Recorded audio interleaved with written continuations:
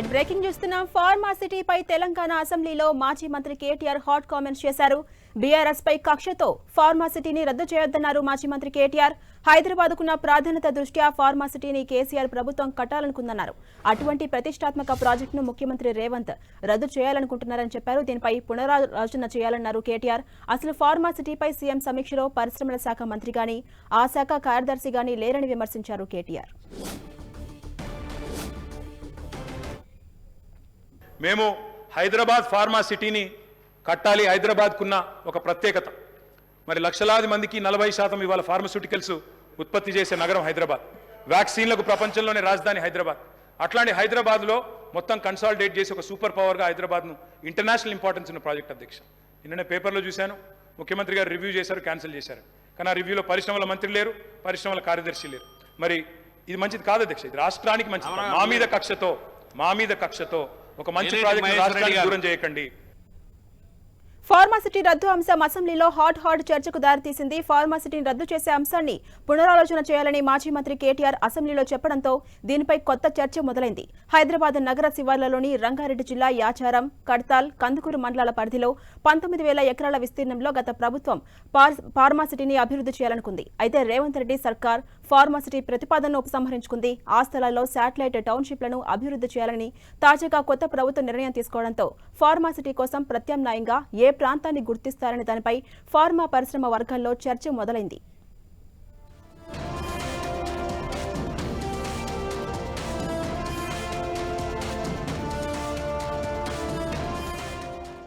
హైదరాబాద్ నగరానికి ఫార్మా రంగంలో గత 30 సంవత్సరాలుగా ప్రత్యేక గుర్తింపు ఉంది.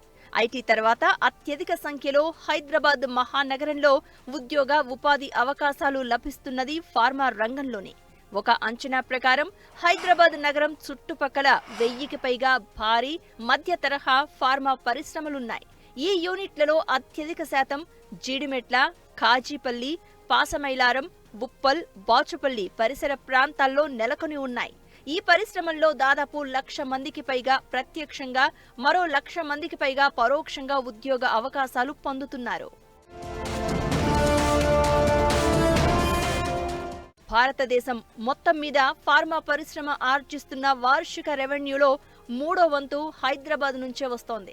2022లో భారత ఫార్మా పరిశ్రమ $42 బిలియన్ రెవెన్యూ ఆర్జించగా ఇందులో హైదరాబాద్ ఫార్మా రంగం వాటా $13 బిలియన్ ఉంది. అంటే దాదాపు 1,00,000 కోట్ల రూపాయలు. హైదరాబాద్ నగరానికి ఎప్పటి నుంచో బల్క్ డ్రగ్ క్యాప్చర్ గా పేరు ప్రఖ్యాతులు ఉన్నాయి. దాదాపు 30 నుంచి 35 సంవత్సరాల క్రితం హైదరాబాద్ చుట్టుపక్కల ఫార్మా పరిశ్రమలు నెలకొల్పిన ప్రాంతాల్లో జనావాసాలు భారీగా విస్తరించి కాలుష్య సంబంధమైన సమస్యలు ఉత్పన్నమవుతూ ఉండడంతో ఆయా ప్రాంతాల్లో కొత్త పరిశ్రమల స్థాపనకు లేదా ఉన్న పరిశ్రమల ఉత్పత్తి సామర్థ్య విస్తరణకు ప్రభుత్వం నో చెప్పింది. దీంతో ఫార్మా పరిశ్రమల కోసం అనువైన ప్రాంతాలను వెతకాల్సిన పరిస్థితి ఇటు రాష్ట్ర ప్రభుత్వానికి, అటు ఫార్మా కంపెనీలకు ఉత్పన్నమైంది.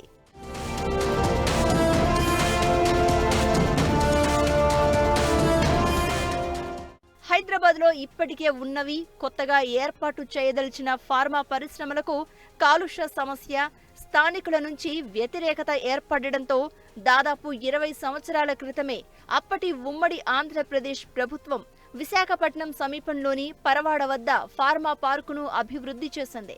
హైదరాబాద్లో ఉన్న పలు ఫార్మా కంపెనీలు తమ విస్తరణ ప్రాజెక్టులను విశాఖపట్నంలోని ఫార్మా పార్కులోనే నెలకొల్పాయి.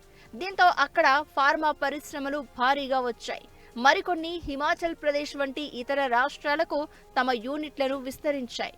ఈ నేపథ్యంలో హైదరాబాద్లో ఫార్మా పరిశ్రమను మరింతగా విస్తరించాల్సిన ఆవశ్యకతను దృష్టిలో ఉంచుకుని రంగారెడ్డి జిల్లాలోని 3 మండలాల పరిధిలో కొత్త ఫార్మాసిటీ ఏర్పాటుకు దాదాపు 5 సంవత్సరాల క్రితం రాష్ట్ర ప్రభుత్వం సంకల్పించింది. ఈ ఫార్మాసిటీ ప్రాజెక్టుకు 19,000 ఎకరాలు అవసరమని గుర్తించగా దీంట్లో దాదాపు 10,000 ఎకరాలు ప్రభుత్వ ఆధీనంలోనే ఉన్నాయి. దాదాపు 70% భూసేకరణ పూర్తి కాగా మిగతా భూమి విషయంలో స్థానికుల నుంచి బాగా వ్యతిరేకత వచ్చింది. భూములు కోల్పోవడంతో పాటు కాలుష్యం అంశం ప్రధానంగా చర్చకు వచ్చింది. దీన్ని దృష్టిలో ఉంచుకునే కాంగ్రెస్ పార్టీ తమ ఎన్నికల వాగ్దానాల్లో భాగంగా రంగారెడ్డి జిల్లాలో ఏర్పాటు చేయ తలపెట్టిన ఫార్మాసిటీ ప్రాజెక్టును రద్దు చేస్తామని విస్పష్టంగా ప్రకటించింది. ఇందుకు తగ్గట్లుగానే ముఖ్యమంత్రి రేవంత్ రెడ్డి బుధవారం జరిగిన సమీక్షా సమావేశంలో ప్రభుత్వ పరంగా విధాన నిర్ణయాలు ప్రకటించారు.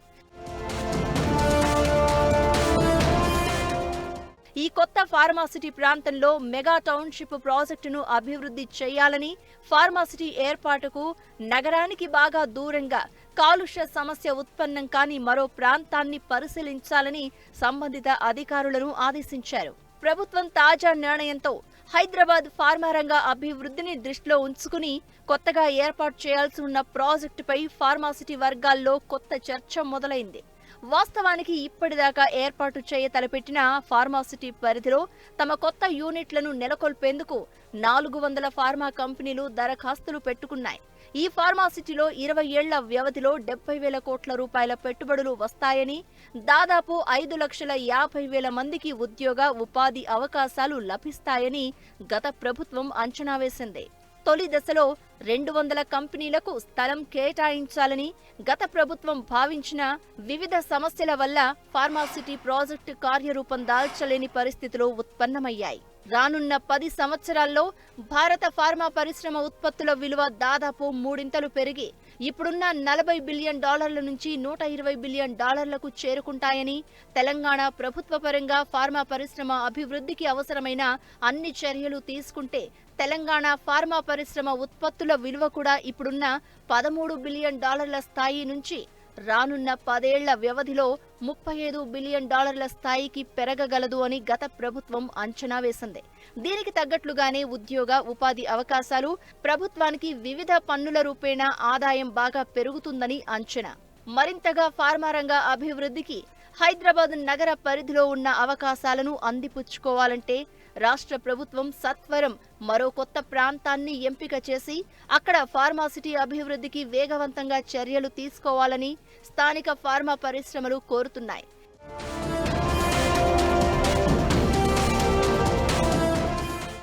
ఈ విషయంలో కొత్త ప్రభుత్వం తగిన శ్రద్ధ, ప్రణాళికలు రూపొందించకపోతే ఇక్కడ ఉన్న ఫార్మా కంపెనీలు తమ విస్తరణ ప్రాజెక్టుల అమలు కోసం ఇతర రాష్ట్రాల వైపు దృష్టి సారించే పరిస్థితి ఉత్పన్నమవుతుందని ఇక్కడి ఫార్మా పరిశ్రమల వారు అంటున్నారు.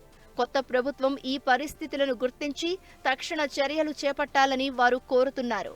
మరోవైపు కేంద్రం కేటాయించిన బల్క్ డ్రగ్ పార్కుల్లో తెలంగాణకు చోటు దక్కలేదు. ఫార్మాసిటీలో బల్క్ డ్రగ్ పార్కు కోసం ప్రత్యేకంగా 2,000 ఎకరాలు కేటాయించేందుకు రాష్ట్ర ప్రభుత్వం ముందుకు వచ్చినా కేంద్రం మాత్రం ఏపీ, గుజరాత్, హిమాచల్ ప్రదేశ్కు పార్కులను కేటాయించింది. తెలంగాణ ప్రభుత్వం మరోసారి ప్రయత్నం చేసి కేంద్రంపై ఒత్తిడి తీసుకురావడం ద్వారా రాష్ట్రానికి బల్క్ డ్రగ్ పార్క్ వచ్చే అవకాశం ఉంది.